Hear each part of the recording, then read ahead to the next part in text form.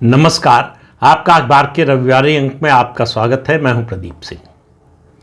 आज के मुद्दे पर बात करें उससे पहले आपको एक सूचना देना चाहता हूं। आपके अखबार के प्लेटफॉर्म से मैं एक नया कार्यक्रम शुरू कर रहा हूं जो रविवार से यानी आज से ही शुरू होगा और हफ्ते में 7 दिन आएगा।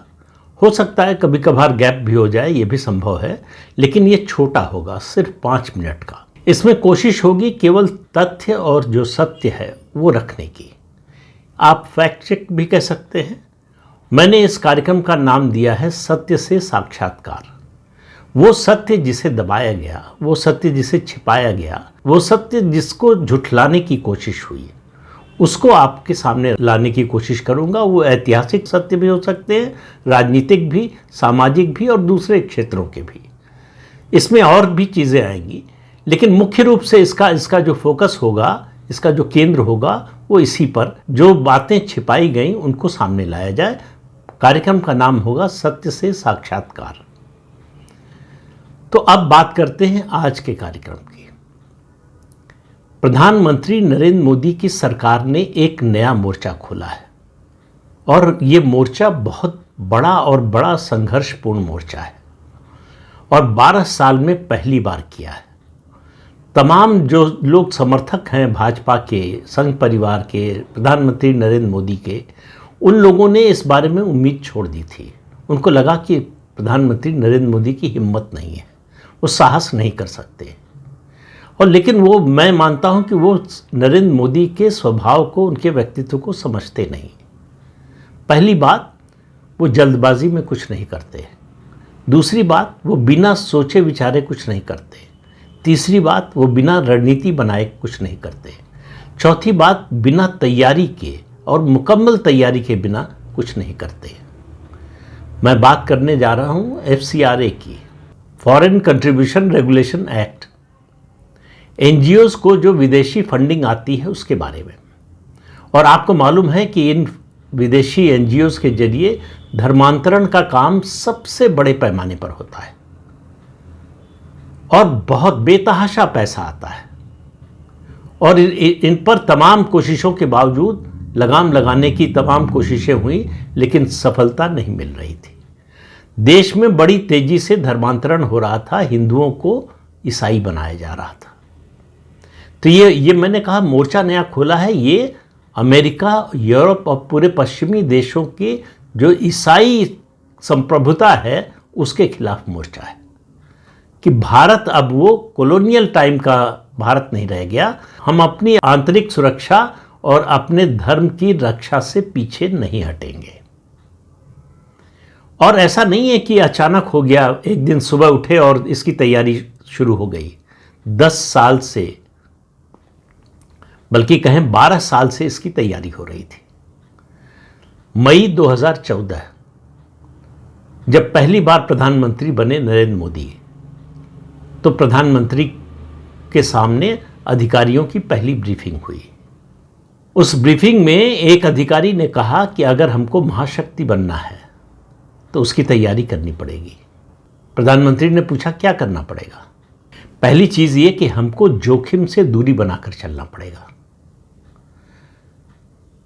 विश्व में कोई घटना हो उस पर तुरंत रिएक्ट करना वो ठीक नहीं होगा, सोच समझकर रिएक्ट करना पड़ेगा। सोच समझकर मतलब अपने देश के हित में। अंतर्राष्ट्रीय दबाव है, ये क्या सोचेंगे, वो क्या सोचेंगे, इसके आधार पर नहीं। अब दूसरा, अमेरिका का विरोध झेलने के लिए तैयार रहना पड़ेगा। तीसरा, खाड़ी के देशों और अफ्रीकी देशों से संबंध बढ़ाने पड़ेंगे। चौथा, अपने समुद्रों में अपनी ताकत बढ़ानी पड़ेगी। हम दुनिया का सबसे बड़ा बाजार है, ये बात हमें हमेशा याद रखनी होगी। सवाल ये उठा कि भाई हम जिस स्थिति में हैं उस स्थिति में क्यों हैं? इसलिए कि हम दूसरे देशों पर निर्भर हैं। तो ये हमें निर्भरता खत्म करनी पड़ेगी, अपने पैरों पर खड़ा होना पड़ेगा, अपने सिस्टम बनाने होंगे, अपनी सारी व्यवस्थाएं बनानी होंगी। प्रधानमंत्री नरेंद्र मोदी ने पहला काम किया, मेक इन इंडिया की घोषणा की कि देश में बनाएंगे, देश के लिए बनाएंगे। फिर 2016 में UPI आया दुनिया का नायाब फाइनेंशियल सिस्टम है, फाइनेंशियल पेमेंट सिस्टम है। दुनिया के दूसरे बहुत से देश इसको अपनाने लगे हैं और भारत उनको प्रेरित भी कर रहा है इसको अपनाने के लिए। फिर उस बैठक में ये भी कहा गया था कि हमारे ऊपर, हम चूंकि तेल का आयात करते हैं बड़े पैमाने पर, तो तेल को लेकर दबाव आएगा, विदेशी निवेश को लेकर दबाव आएगा, हथियारों की खरीद फरोख्त को लेकर दबाव आएगा। इन सब दबावों को झेलकर हमें आत्मनिर्भरता की ओर बढ़ते रहना है। 2017 में जीएसटी आया, देश में इनडायरेक्ट टैक्स का एक कानून बन गया, एक टैक्स बन गया। 2019 में नई इलेक्ट्रॉनिक्स नीति बनी कि अब असेंबल नहीं करेंगे, सिर्फ भारत में बनाएंगे। और भारत में बनाने के लिए भारतीय कंपनियों को प्रोत्साहन देने के लिए पीएलआई स्कीम आई, प्रोडक्शन लिंक्ड इंसेंटिव स्कीम। मतलब आप जितना प्रोडक्शन बढ़ाएंगे उसके एक अनुपात में भारत सरकार आपको आर्थिक मदद देगी। और उसने एक तरह से क्रांतिकारी परिवर्तन किया मैन्युफैक्चरिंग के क्षेत्र में। इससे मैन्युफैक्चरिंग के क्षेत्र में 2 लाख करोड़ रुपए का निवेश हुआ। आज अमेरिका में प्रत्येक एप्पल फोन जो है वो भारत में बना हुआ है। इसकी कल्पना आप 2014 से पहले कर सकते थे क्या, कि ऐसा भी दिन आएगा कि सारे अमेरिकी जो एप्पल फोन खरीदेंगे वो भारत में बना हुआ होगा। फिर 2020 में आया, 21 में राफेल, पहला राफेल आया, fighter jet, 4.5 generation stealth fighter jet, जिसकी बात कम से कम 10-15 साल से हो रही थी, जिसको कमीशन के चक्कर में कांग्रेस की सरकार ने रोक कर रखा, नहीं होने दिया। और जब मोदी ने करने की कोशिश की तो चौकीदार चोर का नारा लगाया, उसको रोकने की कोशिश की। अब जब कोरोना आया, कोविड आया, शताब्दी की सबसे बड़ी महामारी आई, दुनिया भर के बाजार गिर गए, तेल के दाम गिर गए। उस समय भारत ने अपना स्ट्रेटेजिक रिजर्व जो था उसको बड़े पैमाने पर बढ़ाने का फैसला किया, खूब सस्ता तेल खरीदा कि किसी भी ऑयल क्राइसिस के समय में हमारे ऊपर ये दबाव ना हो कि हम तेल के लिए जो है वो तरस जाएं। और इस ईरान अमेरिका युद्ध के समय वो जो ऑयल रिजर्व था हमारा, उसने हमारे आत्मबल को, आत्मविश्वास को बनाए रखा, क्राइसिस नहीं होने दी। पेट्रोल और डीजल की कोई कमी नहीं हुई इस पूरे युद्ध के दौरान। गैस को लेकर जरूर थोड़ी समस्या हुई, गैस का भी स्ट्रेटेजिक रिजर्व है। कमर्शियल गैस और एलपीजी के दाम सबसे आखिर में बढ़ाने पड़े, लेकिन बढ़ाने पड़े तुम्हें। लेकिन आप कल्पना कीजिए कि अगर ये स्ट्रेटेजिक रिजर्व न बना होता तब भारत की क्या हालत होती है और भारत पर कितना दबाव होता। अमेरिका ने, हम रूस से तेल खरीद रहे थे, सस्ता तेल मिल रहा था, 50% टैरिफ लगा दिया। भारत ने कोई रिएक्शन नहीं दिया। चीन पर लगाया, चीन ने पलटकर टैरिफ लगा दिया। यूरोपियन यूनियन पर लगाया, उन्होंने विरोध किया। जापान पर लगाया, उन्होंने सरेंडर कर दिया। भारत ने कुछ नहीं किया, कोई जवाब भी नहीं दिया। रूस से तेल खरीदना बंद नहीं किया, जारी रखा। ये नया भारत था। फिर 2021 में पहला हमारा विमान वाहक युद्धपोत पानी में उतरा, आईएनएस विक्रांत। ये समुद्री क्षेत्र में, यानी नेवी की दृष्टि से कहें, हमारी बहुत बड़ी छलांग थी। 2023 में यूपीआई और पे नाउ को लिंक कर दिया। अंतर्राष्ट्रीय स्तर पर रुपए में व्यापार करना आसान हो गया, उसका रास्ता खुल गया। अग्नि 5 मिसाइल का सफल टेस्ट लॉन्च हुआ। ये भारत की दस्तक थी, बल्कि कहें कि घोषणा थी। भारत हथियार के क्षेत्र में, रक्षा के क्षेत्र में आत्मनिर्भरता की ओर उसने बहुत बड़ी छलांग लगा दी है। और ऑपरेशन सिंदूर ने इसको साबित किया कि चीन के जो हथियार हैं, जो रक्षा प्रणाली है, भारत की रक्षा प्रणाली के सामने कुछ नहीं है, गुणवत्ता में कहीं नहीं टिकती है। 4 दिन में हमने अपना लक्ष्य हासिल कर लिया। दुनिया में कोई देश ऐसा नहीं कर पाया है। हमको मालूम था कि हमको कब घुसना है, क्या लक्ष्य है और कब निकल आना है। रूस यूक्रेन से आज तक नहीं निकल पाया, 4 साल हो गए। अमेरिका ईरान से अभी तक नहीं निकल पा रहा है, कभी रुकता है, कभी कभी युद्ध रुकता है, कभी फिर शुरू होता है, ये सिलसिला चल ही रहा है। 2013 में जो भारतीय अर्थव्यवस्था जीडीपी 1.86 ट्रिलियन की थी, वो 2025 में 4.19 ट्रिलियन की हो गई। हम दुनिया की चौथी सबसे बड़ी अर्थव्यवस्था बन गए। ये 10-12 साल की तैयारी थी। उसके बाद फिर कदम उठाया। भारत को मालूम था, सरकार को पता था, प्रधानमंत्री नरेंद्र मोदी को पता था, गृह मंत्री अमित शाह को पता था कि जो धर्म परिवर्तन हो रहा है, जो मिशनरीज कर रही हैं, जो एनजीओज को फंडिंग आ रही है, उसके जरिए जो डेमोग्राफी चेंज करने की कोशिश हो रही है, देश की आंतरिक सुरक्षा को खतरे में डाला जा रहा है, वो बहुत बड़ी चुनौती है। लेकिन जब तक तैयारी पूरी नहीं हो गई, हाथ नहीं डाला। आप याद कीजिए, मार्को रूबियो 5 दिन के दौरे पर भारत आए थे, G7 से पहले, और वो सीधे भारत में उतरे, सीधे कोलकाता गए। मदर टेरेसा की जो संस्था है, मिशनरीज ऑफ चैरिटी, वो संस्था है, उसमें गए भारत को संदेश देने के लिए कि ये जो FCRA कानून में संशोधन की आप सोच रहे हैं, सरकार FCRA कानून में संशोधन के लिए एक नया विधेयक लाई थी। कहा जा रहा है केरल के चुनाव के कारण उसको रोक दिया। वो भी एक कारण हो सकता है, लेकिन वही कारण नहीं था। भारत तैयारी के साथ इस काम को करना चाहता था और अमेरिका और पश्चिमी देशों को जवाब देना चाहता था, और सीधे शब्दों में कहें तो चुनौती देना चाहता था कि भारत अब तैयार है इस युद्ध के लिए, इस संघर्ष के लिए तैयारी हमारी मुकम्मल हो चुकी है। मार्को रूबियो संदेश देना चाहते थे कि FCRA से छेड़छाड़ की तो मुश्किल हो जाएगी। उसके बाद G7 के दूसरे दिन भारत में अमेरिकी राजदूत सर्जियो गोर भागकर गए गृह मंत्री अमित शाह से मिलने, और एक तरह से बातचीत में कहते हैं कि चेतावनी जैसी दी कि FCRA रूल्स में चेंज मत कीजिए, क्योंकि इससे बड़ा हमला, इससे बड़ा आघात क्रिश्चियनिटी के लिए, मिशनरीज के लिए और नहीं हो सकता है। भारत सरकार ने क्या किया? बिल आएगा कि नहीं, उसमें क्या संशोधन होगा वो बात की बात है। FCRA के रूल्स रातों रात बदल दिए, और क्या चेंज किया?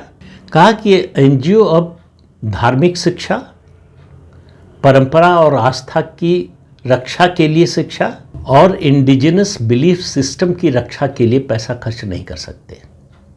ये इंडिजिनस बिलीफ सिस्टम जो है, वो आदिवासियों को हिंदू समाज से काटने के लिए होता था कि तुम हिंदू नहीं हो, अलग हो, तुम्हारा धर्म अलग है, तुम्हारी परंपरा अलग है, तुम हिंदुओं से अलग हो।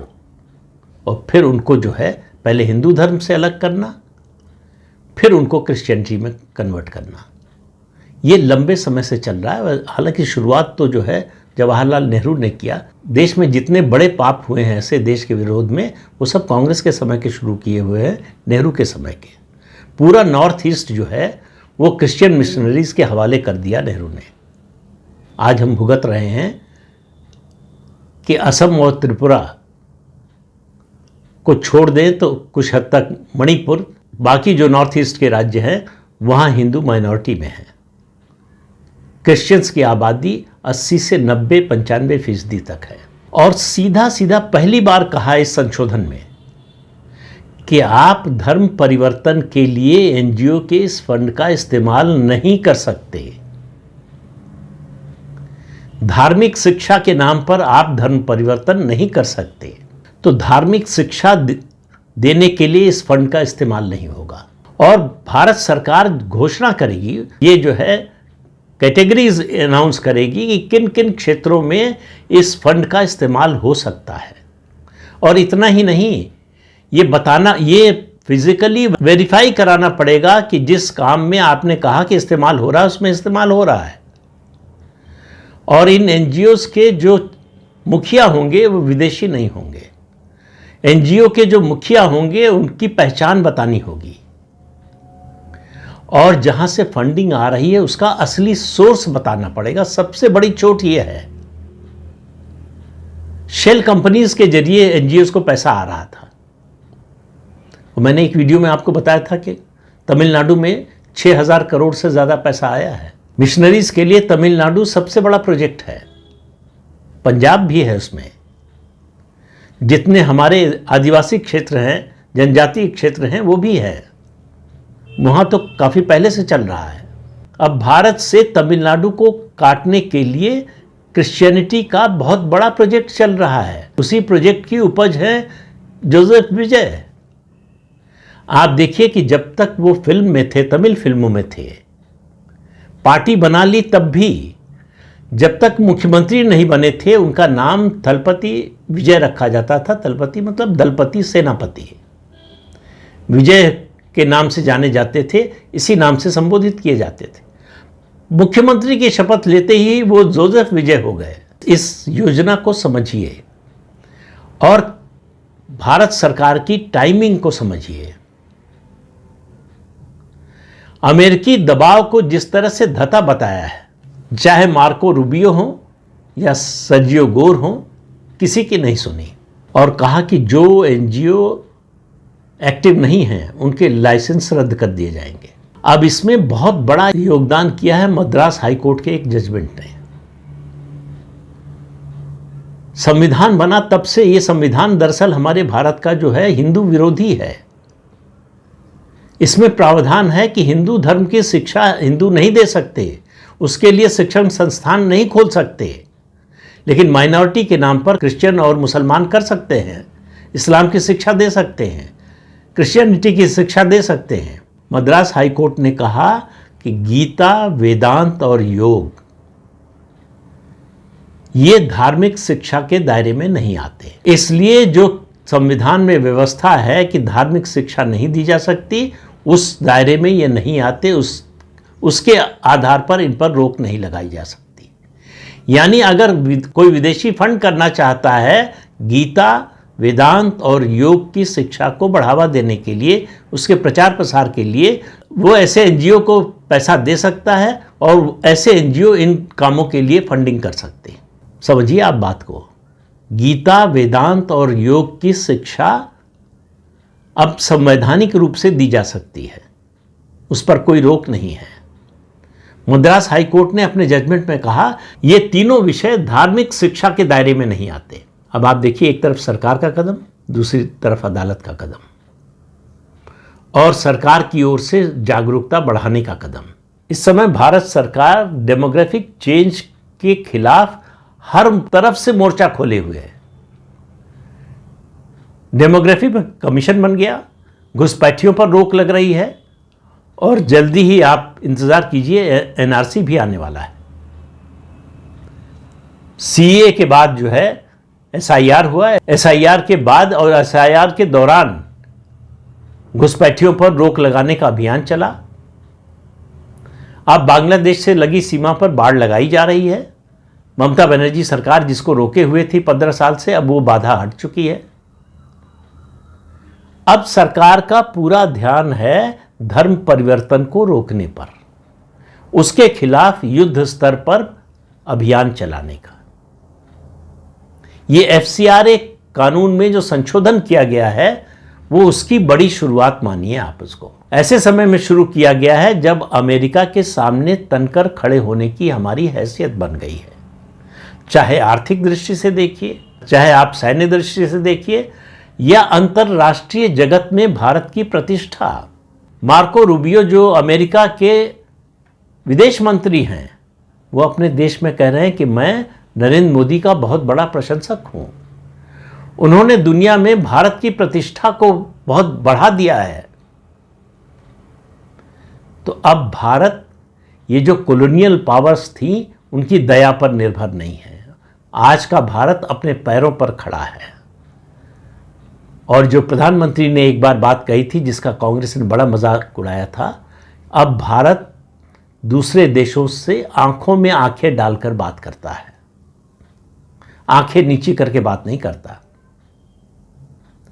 तो ये जो परिवर्तन हो रहा है, आप इस पर नजर रखिए, ये बहुत बड़े बड़े परिवर्तन हो रहे हैं। इनका जब परिणाम आएगा तब पता चलेगा कि ये परिवर्तन कितना बड़ा था, इसका लक्ष्य कितना बड़ा था। तो इस अंक में इतना ही। अगले अंक में फिर मिलेंगे किसी नए मुद्दे के साथ। तब तक के लिए अनुमति दीजिए। नमस्कार।